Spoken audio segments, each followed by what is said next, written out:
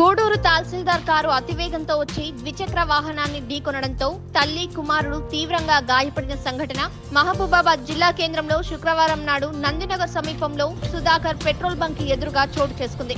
ద్విచక్ర వాహనంపై గుగులోత్ సరోజ, సందీప్లు యూటర్న్ తీసుకుంటుండగా ఎదురుగా అతివేగంతో వచ్చిన కారు ద్విచక్ర వాహనాన్ని ఢీకొట్టడంతో తల్లి కుమారుడికి తీవ్ర గాయాలయ్యాయి. ఈ ప్రమాదంలో కారు ముందు భాగం, ద్విచక్ర వాహనం ధ్వంసమయ్యాయి.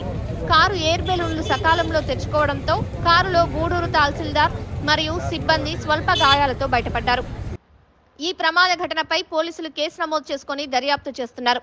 ప్రమాద ఘటనను గుర్తించిన స్థానికులు క్షతగాత్రులను స్థానిక ప్రభుత్వ ఆసుపత్రికి తరలించారు. గాయాలైన వారి పరిస్థితి విషమించడంతో మెరుగైన వైద్యం కోసం వరంగల్లోని ఓ ప్రైవేట్ ఆసుపత్రికి తరలించారు. క్షతగాత్రుల బంధువులు గూడూరు తహసీల్దార్ కారు ద్విచక్ర వాహనాన్ని ఢీకొట్టిందని, గాయాలైన వారిని పట్టించుకోకుండా సంఘటనా స్థలం నుంచి ఉడాయించడం పట్ల ఆగ్రహం వ్యక్తం చేశారు. ప్రమాదానికి కారణమైన తహసీల్దార్ పై చర్యలు తీసుకోవాలని వారు డిమాండ్ చేశారు. అక్కడ కనుక్కున్నాం కదా, ఆన్ రూట్ అనేది దాంట్లో ఆన్ బోర్డింగ్ రాసి ఉంది, దాంట్లో ఐడి కార్డు కూడా ఆన్ డ్యూటీ కార్ అని రాసి ఉంది. వాళ్ళు అక్కడ కనుక్కుంటే ఆయన ఎక్కడ దొరికిండు, పట్టుకున్న మేడము మరి ఎవరో సార్ అనుకుంటా వాళ్ళు మాట్లాడితే ఇట్లా గూడూరు నెంబర్ అని చెప్పారు. ఇది సంగతి.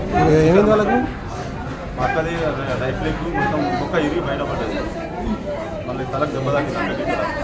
ఇక్కడ అయిపోతే మళ్ళీకి ఇక్కడ కింద ఇదే సేమ్ లెఫ్ట్ లోడ్లో ఒక్క ఇరిగింది, కింద వెనక దెబ్బలు తాకి చెవులకి